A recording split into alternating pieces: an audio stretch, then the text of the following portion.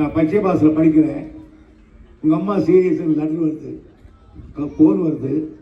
ஓடி வந்து பார்த்தேன், எங்கள் அம்மா பணக்கார விட்டு பிறந்தவங்க, மேல்மாயில் மணியக்காரன்னா மிகப்பெரிய ஜமீன் மாதிரி தோன்றும். அவ்வளவு நகை போட்டிருந்த தாய் எல்லாத்தையும் இழந்து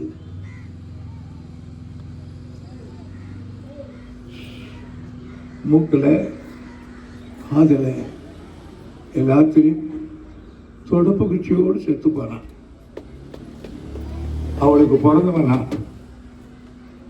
என்ன மாதிரி எந்த தாயும் கண்ணீர் வெடிக்கக்கூடாது அப்படின்றதால நான் இதை உத்தரவு போடுறேன்னு சொன்னேன்.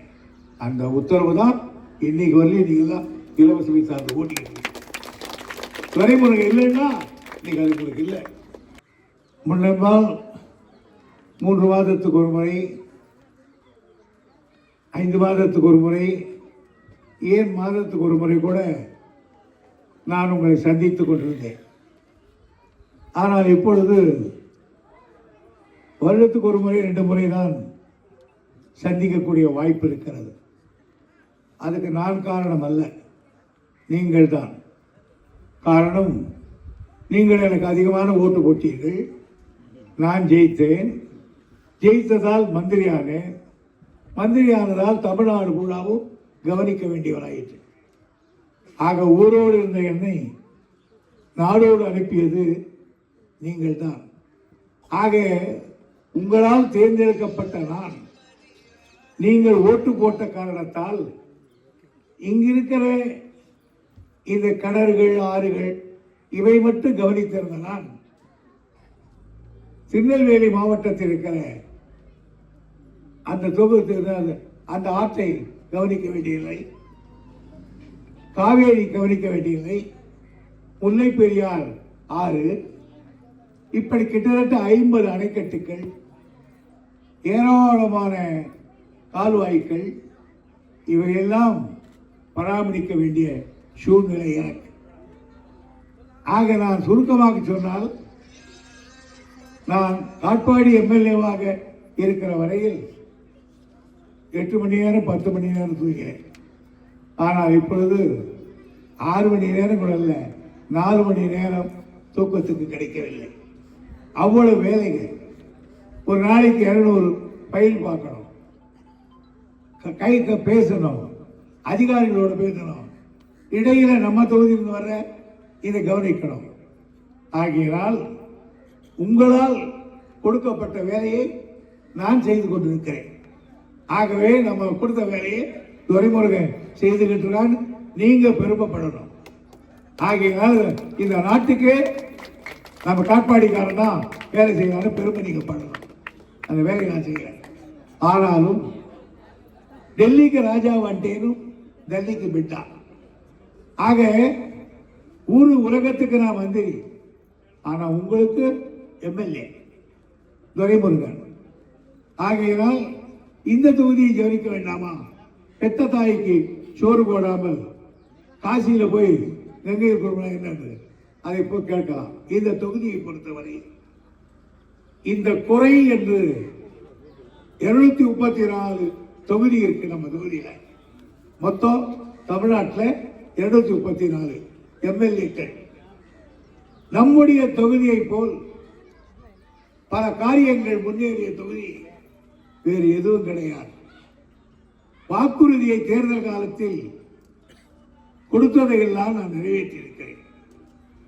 இன்றைக்கு நேற்றல்ல நான் உங்களோடு 1971 இருந்து கிட்டத்தட்ட 50 ஆண்டு காலம் உங்களோடு இருக்கிறேன். கல்லூரி முடித்துவிட்டு காளையாக, கல்யாணமாகாத மாணவனாக இந்த ஊரில் மணியக்காரன் ஒருத்தர் இருந்தார். கொண்டகுப்பம் மணியக்காரன் தான் இந்த பக்கமெல்லாம் தெரியும். அவர் அந்த என்ன கையை பிடிச்சி இந்த ஆற்றுல இறங்கி கூட்டு வந்தார் இந்த ஊருக்கு. ஆகையினால் அன்றையில் இருந்த துரைமுருகன் இன்றைக்கு முதிர்ந்து, இன்றைக்கும் தன்னுடைய முதிர்ந்தாலும் இளமை முறுக்கோடு உங்கள் ஆதரவோடு பணியாற்றி கொண்டிருக்கிறோம். முதலாக நான் பொன்னைக்கு அணை கட்டினேன். விவசாயிகளுக்கு சக்கரை மில்லை கொண்டு வந்தேன். இப்பொழுது என்னென்ன, போன தேர்தலில் நான் சொன்னேன், இந்த ஊரில் ஒரு பையன் படிக்கிறான்னு வச்சுக்கோ, ஒரு பொண்ணு படிக்கிறதுன்னு வச்சுக்கோ, அந்த பொண்ணை வேலூருக்கோ வாலாஜாவுக்கோ அனுப்பணும். 2 பஸ் ஏறணும். அந்த பொண்ணு என்ன பண்ணுவாங்க, நீ படித்து பாடா போச்சுன்னு போயிடுவாங்க. ஆனால் அதற்காகத்தான் நான் உங்களுக்கு சொன்னேன், உங்கள் பகுதிக்கு எல்லோருக்கும் மையமான இடத்தில் ஒரு கல்லூரி கொண்டு வருவேன் என்று சொன்னேன். இப்போ சேர்க்காடு கூட்டுரோட்ல அந்த காலேஜை கட்டியிருக்கேன், ஹாஸ்டல் கட்டிக்கிட்டு இருக்கோம். இன்னும் எல்லாம் பண்ண போறோம். இப்போ சைக்கிள்லேயே கூட போயிட்டு வந்துடலாம், யாரும் ஒன்று கேட்க முடியாது. அதே போல ஆஸ்பத்திரினா ஒரு பாம்பு கடிச்சா கூட எங்க கொண்டு போனோம், அறுக்கம்பாறை போனோம், போற வழிகள்லாம் அழைய செத்துடுவோம். ஆகையினால் 100 பெட்டு கொண்ட ஒரு பெரிய ஆஸ்பத்திரி, ஆபரேஷன் உள்பட செய்கிற ஆஸ்பத்திரியும் இப்ப அங்க கட்டி முடிச்சிருக்கேன். இன்னும் 1 வாரம் 10 நாள்ல திறந்துடுவாங்க. அதுவும் அந்த ஆஸ்பத்திரி கட்டியாச்சு. அதே போல இந்த பிரிட்ஜி வெள்ளக்கார காலத்தில் கட்டல, 250 வருஷம் நம்ம ஆண்டா. அன்னைக்கு அந்த பிரிட்ஜை கட்டலாம, காங்கிரஸ் 20 ஆண்டு காலம் ஆண்டது, அன்னைக்கு அந்த பிரிட்ஜை கட்டல. நான் வரும்போதே சொன்னேன், எனக்கு ஓட்டு போட்டா இதை கட்டுறேன்னு, கட்டிட்டேன். அதுக்கு 50 வருஷம் ஆச்சு. வெள்ளத்தில் பார்த்தா இடுப்பு அடிஞ்சு போச்சு. வந்து சொன்னாங்க எல்லாரும், சார் மாதிரி இருந்தது.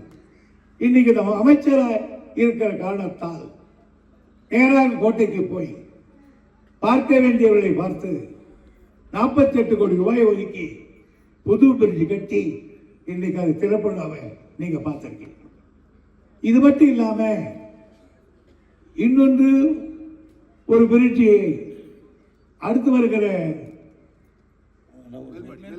மேல்பாடி இணைக்கிற அளவுக்கு கட்டியிருக்கோம். அதே போன்று பரமசாத் பக்கத்தில் ஒரு செக் டேம் கட்டியிருக்க, இன்னொன்று கட்ட போறோம் உங்களுக்கு. ஆகையினால் விவசாயிகளுக்கு எது தேவையோ அது செய்கிறவன் நான், அதுதான் முக்கியம். நான் ஒன்றும் பெரிய பணக்கார வீட்டு பிள்ளை அல்ல, சாதாரண ஒரு 4-5 ஏக்கர்ல ஒரு குடியான மகன் தான்.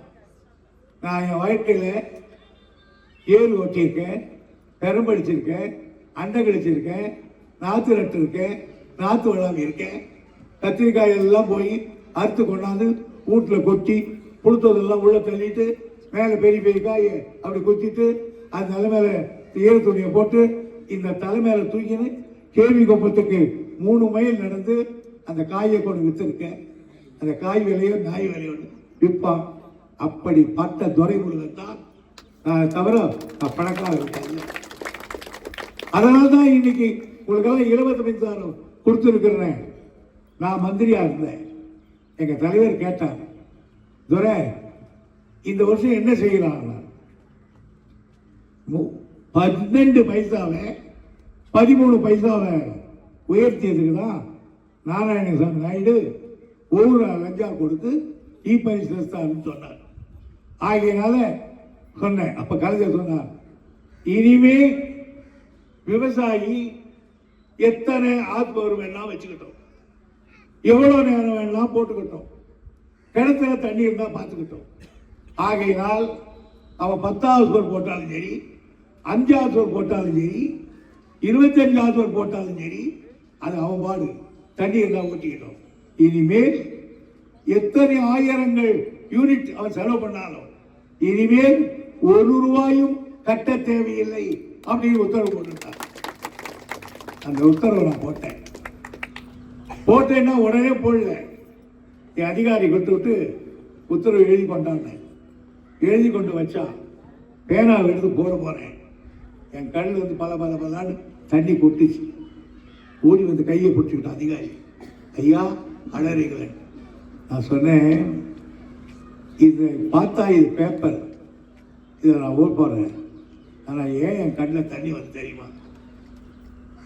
எங்கள் அம்மாவுக்கு எங்களுக்கு 3 பம்பு செட், 2 மாதத்துக்கு ஒரு தூரம் பில்லு வரும். ரொம்ப காஞ்சி போய் தண்ணி இல்லை. இல்லாத இது கூட தண்ணி கேட்டுருந்தான். 2 மாதத்துக்கு ஒரு தரம் பில் வந்தா எங்க அம்மா ஒவ்வொரு நகையா கழட்டி கொடுத்தாங்க. கடைசியில் நான் பச்சை பாசில் படிக்கிறேன். உங்க அம்மா சீரியஸ் லெட்டர் வருது, போன் வருது.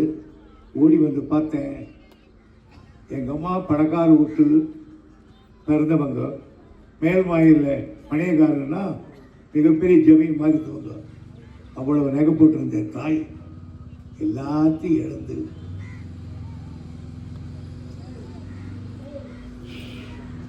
மூக்கில் காதில் எல்லாத்தையும் தொடப்பு குச்சியோடு செத்து போனான்.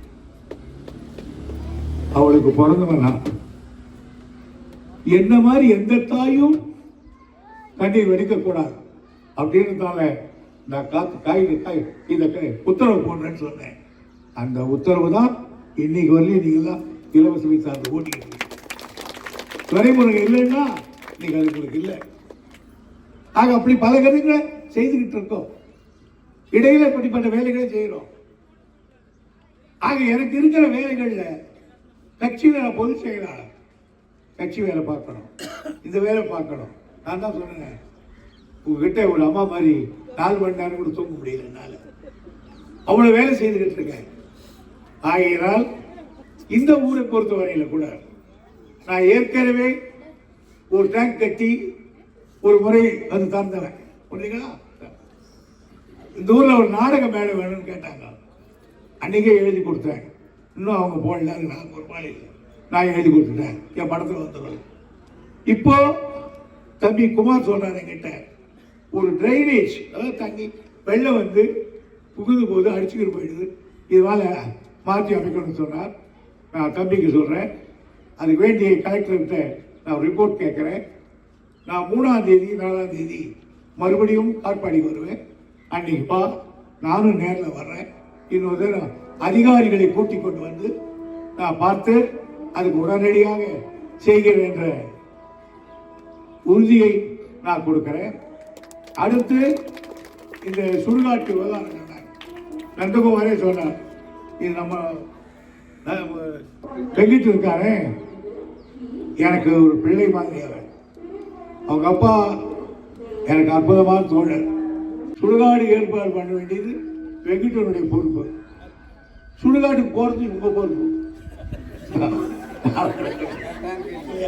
ஆகியனால உங்க பொறுப்பு. அதையே செய்து கொடுத்துறேன்.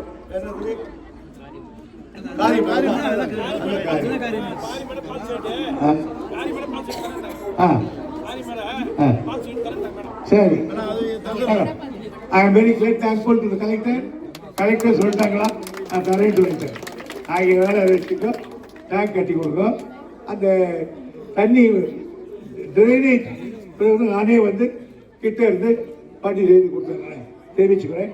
இன்னைக்கு உங்களெல்லாம் நான் பார்த்ததில் எனக்கு ரொம்ப மகிழ்ச்சி. உங்களை எல்லாம் வாழ்த்தோடு போய் வருகிறேன். நன்றி, வணக்கம்.